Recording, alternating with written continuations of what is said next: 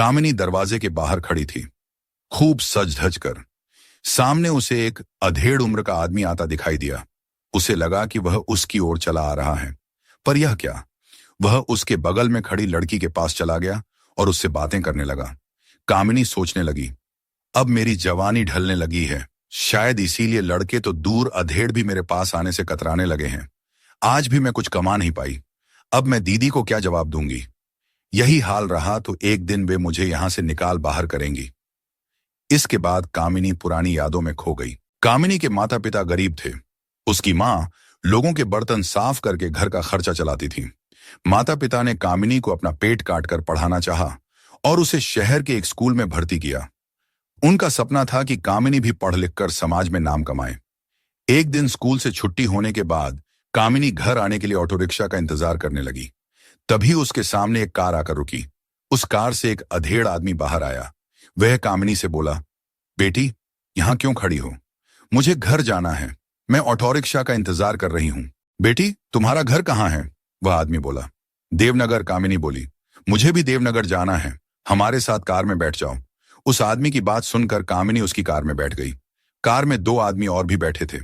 Car को दूसरी तरफ अनजानी जगह पर जाते देख कामिनी हैरानी से बोली, अंकल, आप कह रहे थे कि आपको देवनगर जाना है, पर आप तो...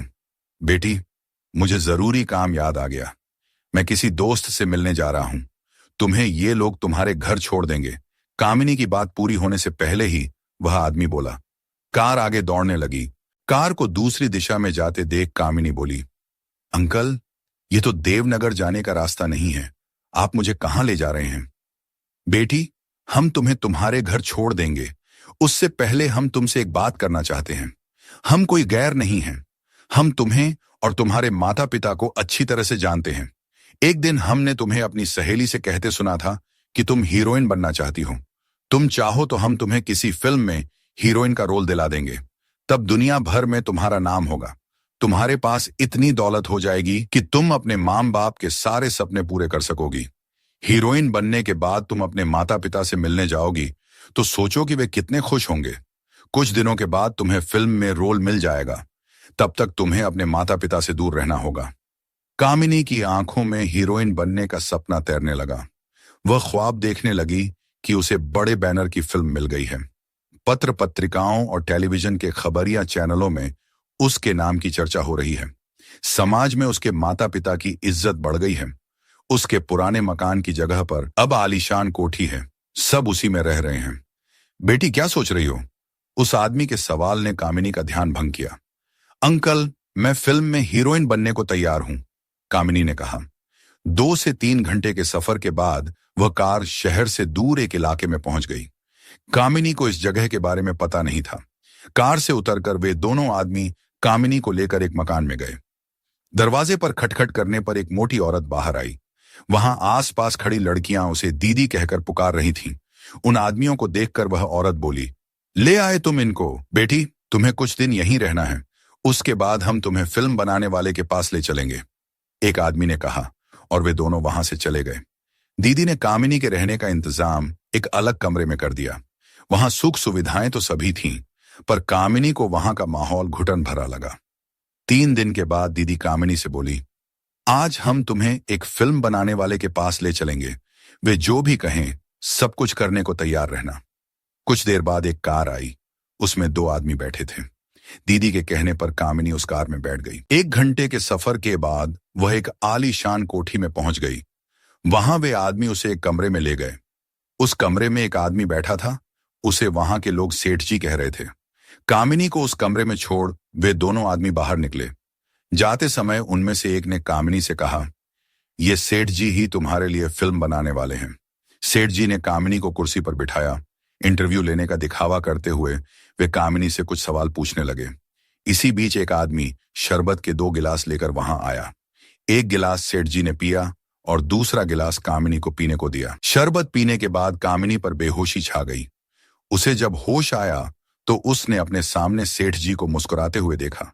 वह दर्द से कराह रही थी।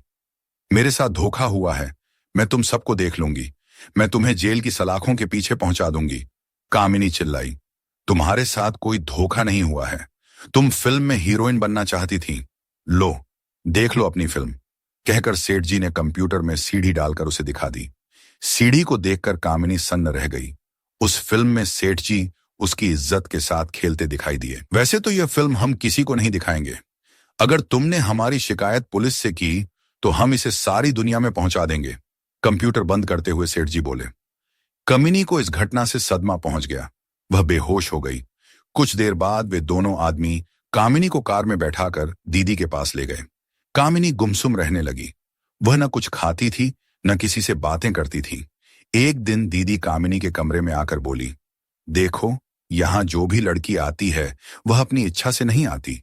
वह कुछ दिनों तक तेरी तरह गुमसुम रहती है, बाद में खुद को संभाल लेती है। इस दलदल में जो एक बार पहुंच गई वह चाह कर भी वापस नहीं जा सकती। अगर तुम यहां से चली भी गई तो तुम्हारा समाज तुम्हें फिर से नहीं अपनाएगा।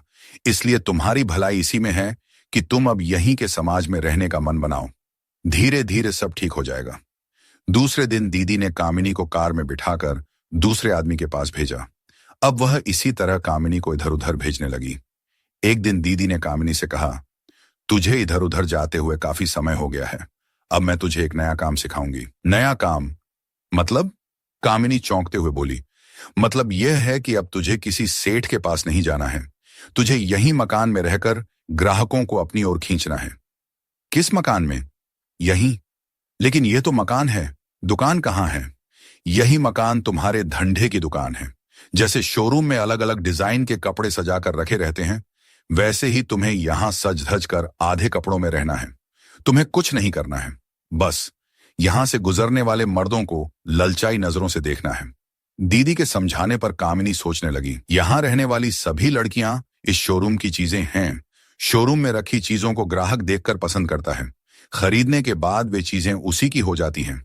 ग्राहक उस चीज की इज्जत करता है। हम जिस्म के सौदे की वे चीजें हैं जिन्हें ग्राहक कुछ देर के लिए खरीद कर मजा लेकर चला जाता है। वासना के भूखे दरिंदे हमारे पास आकर अपनी भूख मिटाते हैं। हम भी चाहते हैं कि हमारा दिल किसी के लिए धड़के, वह एक हो, वह हम पर मर मिटने को तैयार हो। हम भी समाज के रिश्तों की डोर से बंधें। पिंजरे में बंद पंछी की तरह कामिनी का मन फड़फड़ा रहा था। एक दिन कामिनी ने सोच लिया कि वह इस दुनिया से बाहर आकर रहेगी। ज्यादा से ज्यादा इस कोशिश में उसकी जान चली जाएगी। जिस्म के शोरूम की चीज बने रहने से अच्छा है कि वह मौत को गले लगा ले। अगर वह बच गई तो समाज का हिस्सा बन जाएगी। कामिनी ने दीदी को भरोसे में ले लिया। अपने बर्ताव और काम से उसने दीदी पर असर जमा लिया। दीदी को यकीन हो गया था कि कामिनी ने खुद को यहां की दुनिया में ढाल लिया है। एक दिन मौका देखकर कामिनी वहां से भाग गई और ट्रेन में बैठकर अपने घर चली गई। इतने सालों के बाद कामिनी को देखकर उसके भाई खुश हो गए। उन्होंने कामिनी को बताया कि माता पिता की मौत हो चुकी है। वह अपने भाई विनोद और सोहन के साथ रहने लगी। भाइयों को दुख न पहुंचे ये सोचकर उसने अपने बीते दिनों के बारे में कुछ नहीं बताया। कामिनी का भाई विनोद एक कंपनी में काम करता था। उस कंपनी का मालिक रविंद्र नौजवान था। एक दिन वह विनोद के जन्मदिन की पार्टी में उसके घर आया। विनोद ने उससे कामिनी का परिचय कराया। उसे कामिनी पसंद आ गई।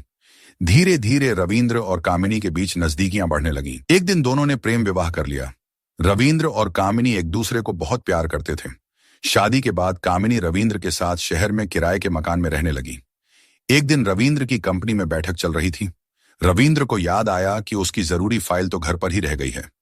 रविंद्र ने सुपरवाइजर प्रदीप को वह फाइल लेने अपने घर भेज दिया। रविंद्र के घर पहुंचकर प्रदीप ने दरवाजे पर खटखट की। थोड़ी देर बाद कामिनी बाहर आ गई। कामिनी, तू यहां? तूने मुझे पहचाना? कामिनी को देखकर प्रदीप बोला। नहीं तो, कामिनी बोली, वहां मैं तुम्हारे पास कई बार आया करता था। क्या तुझे यहां साहब किराए पर लाए हैं? प्रदीप की बात सुनकर कामिनी चुप रही। प्रदीप कामिनी को बाहों में भरने लगा। वह उसे चूमने की कोशिश करने लगा। परे हट जाओ मेरे सामने से, कामिनी चिल्लाई। जानम, मैंने तुम्हें कई बार प्यार किया है। आज यहां तू और मैं ही तो हैं। मेरी इच्छा पूरी नहीं करोगी? नहीं, तुम्हें मुझसे तमीज से बात करनी चाहिए। मैं तुम्हारे साहब की बीवी हूं, कामिनी चिल्लाई। तमीज से? प्रदीप हंसकर बोला। मैं साहब को तुम्हारे बारे में सब कुछ बता दूंगा। प्रदीप बोला। नहीं, तुम ऐसा नहीं करोगे। मेरी जिंदगी बर्बाद हो जाएगी। ठीक है, अगर तुम अपनी जिंदगी बर्बाद होने से बचाना चाहती हो तो मैं जब चाहूं तुम्हें मेरी इच्छा पूरी करनी होगी। तुम्हें यह काम आज और अभी से करना होगा। जिस दिन तुमने मेरा कहा नहीं माना, मैं तुम्हारी पूरी कहानी साहब को बता दूंगा। जाते जाते प्रदीप कामिनी से बोला। अब प्रदीप रविंद्र की गैर हाजिरी में समय समय पर कामिनी से मिलने आने लगा। एक दिन किसी काम से रविंद्र अपने घर समय से पहले आ गया। उसने प्रदीप और कामिनी को एक साथ देख लिया। उसने प्रदीप और कामिनी को बुरी तरह डांटा। उसने प्रदीप को नौकरी से हटाने की धमकी दी। प्रदीप ने रविंद्र को कामिनी के बारे में सब कुछ बता दिया। रविंद्र ने कामिनी का साथ छोड़ दिया। कामिनी के बारे में जब उसके भाइयों को पता चला तो उन्होंने भी उसे अपने साथ रखने से मना कर दिया। कामिनी के पास फिर उसी दुनिया में लौटने के सिवा कोई रास्ता नहीं रह गया था। कामिनी, आज भी कुछ कमाया या नहीं? दीदी की बात सुनकर कामिनी यादों से बाहर आ गई।